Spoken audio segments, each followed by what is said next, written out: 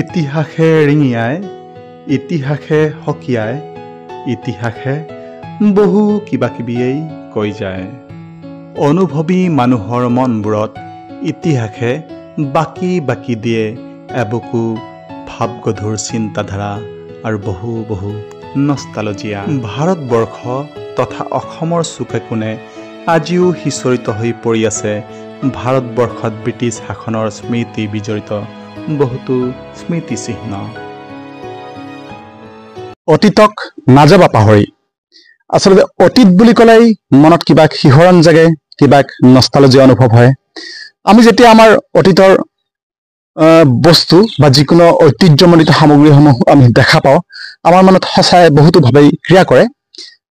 আজি আমাৰ আছাম টাইমছ 6ৰ বিশেষ খণ্ডলৈ মই উদয়নে আপোনালোকক স্বাগতম জনাইছোঁ। আমি আছোঁ এতিয়া বৰপেটা জিলাৰ ৰূপসী উন্নয়ন খণ্ড বা ৰূপহী উন্নয়ন খণ্ডৰ অন্তৰ্গত যি এক ঐতিহাসিক গাঁও ৰহা, এই ৰহাত।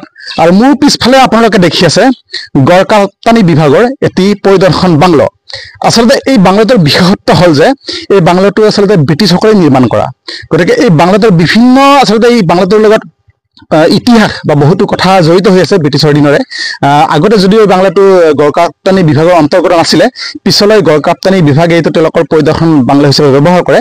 গতিকে এই বাংলাটোৰ লগত বহুতো ইতিহাস জড়িত আছে। গতিকে আজি আমি আমাৰ এই বিশেষ খণ্ডত এই বাংলাটোৰ বিষয়ে কিছু কথা আমি জানিবলৈ চেষ্টা কৰিম বা আপোনালোকক আমি দেখুৱাবলৈ চেষ্টা কৰিম।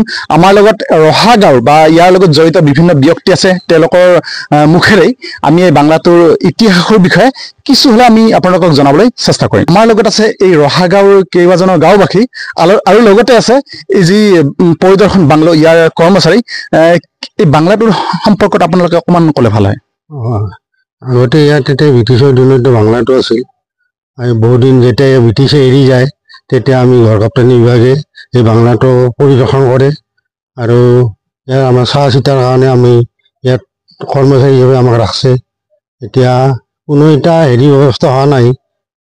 ধৰ আমাৰ অফিচাৰ আহে ইয়াত আহি জিৰণি লয়, জিৰণি লোৱাৰ পিছত অলপ চাই চিতা কৰে কি হয় কি নহয়, আৰু অলপ কেইদিন পিছত অলপ এতিয়া কামটো উন্নত হ'ব, ৰিপেয়াৰিং কৰাৰ কথা কি হয় আৰু। হয়, আমি আছোঁ এতিয়া ঐতিহ্যমণ্ডিত বৰনগৰৰ ঐতিহ্যমণ্ডিত ৰহা গাঁৱত। এই ৰহা গাঁওখন আচলতে বৰপেটা জিলাৰ ৰূপহী উন্নয়ন খণ্ডৰ অন্তৰ্গত আৰু ব্ৰিটিছৰ শাসনকালৰ পৰাই বহুতো ইতিহাস জড়িত হৈ আছে এইখন পুৰণি ৰহা গাঁৱৰ সৈতে। আৰু আজি আমি আহি উপস্থিত হৈছোঁহি এইখন ঐতিহাসিক বৰনগৰৰ ৰহা গাঁৱত। আৰু আমাৰ আছাম টাইমছ 6ৰ দৰ্শকসকলে আমাৰ স্ক্ৰীণত দেখি আছে এইখন ৰহা গাঁৱত অৱস্থিত ব্ৰিটিছৰ দিনতেই নিৰ্মিত এটি চাং বঙলা।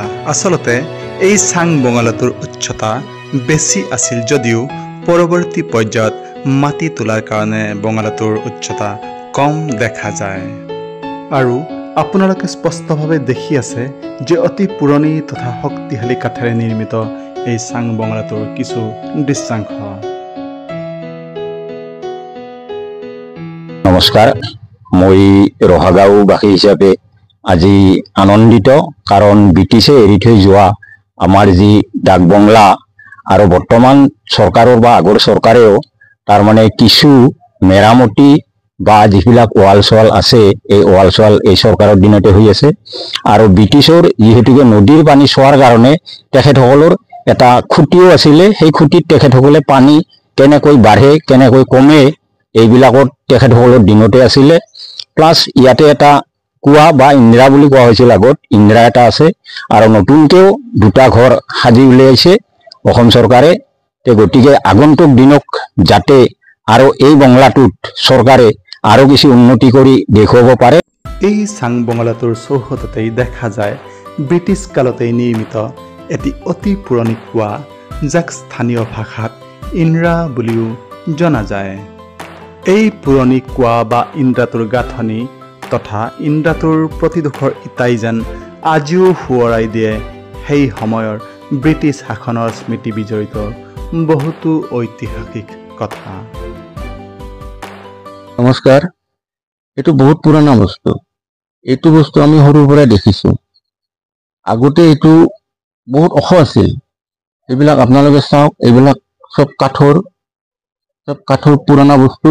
এইফালে এটা ইন্দ্ৰা আছে আপোনাৰ কুঁৱা, ডাঙৰ কুঁৱা ব্ৰিটিছৰ দিনৰ। গতিকে এইবিলাক আমি বহুত দিনৰ কথা, বহুত দিনা আমি সৰুৰ পৰাই দেখিছোঁ এইবিলাক, কিন্তু এইভাৱেই আছে, খালি মাটি দিছে আৰু এইবিলাক অলপ মেৰামতি কৰে চৰকাৰে আহি।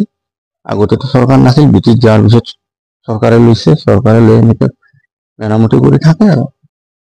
আপোনালোকে দেখি আছে পাথৰ, এইটো ব্ৰিটিছৰ আমোলতে তাৰমানে তেখেতসকলে এই পাথৰটোৰ ইয়াৰ তলৰ পৰাই তেখেতসকলে 9 ফুট 10 ফুট মান তলৰ পৰা পানী চাইছিল বুলি আমি তাৰমানে শুনিছিলোহে, আমি আচলতে দেখা নাছিলো। গতিকে আজিও সেই স্তম্ভটো আছে আৰু এতিয়াও তাৰমানে এই হেৰিটো পোষ্টটো এতিয়াও এনেকৈ লাগি আছে, কিন্তু বৰ্তমান ইয়াৰ যিখন প্লেট আছিল, প্লেটখন বোলে উঠাই নিছে। আচলতে সেই বিষয়েও অৱগত নহয় আমি, কেতিয়া নিছে, ক'ত নিছে নাজানো, কিন্তু ইয়াত আচলতে ব্ৰিটিছে পানী চোৱা বুলি আমি, আমাৰ ওচৰতে নদী আছে, সেই নদীৰ পানী বাঢ়িলে বা কমিলে তেখেতসকলে চোৱা বুলি আমি শুনিছিলোঁ। ব্ৰিটিছৰ দিনতেই নিৰ্মিত ৰহাৰ এই ঐতিহাসিক চাংবঙালাটোৰ ভিতৰৰ গঠন তথা সাজসজ্জাও অতি মনোমোহা তথা চিত্তাকৰ্ষক। আপোনালোকে আমাৰ স্ক্ৰীণত দেখি আছে এই চাংবঙালাটোৰ ভিতৰৰ কিছু দৃশ্যাংশ। উল্লেখযোগ্য যে বঙালাটোৰ ভিতৰৰ মজিয়া বা ফ্ল'ৰখন সম্পূৰ্ণৰূপে কাঠেৰে তৈয়াৰী, আৰু লগতে এই মজিয়াখন আৰু লগতে ইয়াৰ প্ৰতিখন খিৰিকী প্ৰতিটুকুৰা কাঠেই যেন কৈ আছে সেই সময়ত ব্ৰিটিছে তেওঁলোকৰ প্ৰশাসনীয় কামত ব্যৱহাৰ কৰা এই চাংবঙালাটোৰ লগত জড়িত বহুতো ইতিহাস আৰু বহুতো কাহিনী। চাংবঙালাটোৰ বেৰত আজিও দেখা যায় বিভিন্ন সামগ্ৰী ওলমাই ৰখাৰ কাৰণে ব্যৱহাৰ কৰা কাঠেৰে নিৰ্মিত বিশেষ আকৃতিৰ সঁজুলি। চাংবঙালাটোৰ চালিখন টিনেৰে নিৰ্মিত আৰু ইয়াত ব্যৱহৃত কাঠসমূহ তেনেই পুৰণি তথা অতি শক্তিশালী, আৰু এই চালিখনৰ গাঁথনিও অতি মনোমোহা তথা আকৰ্ষণীয়।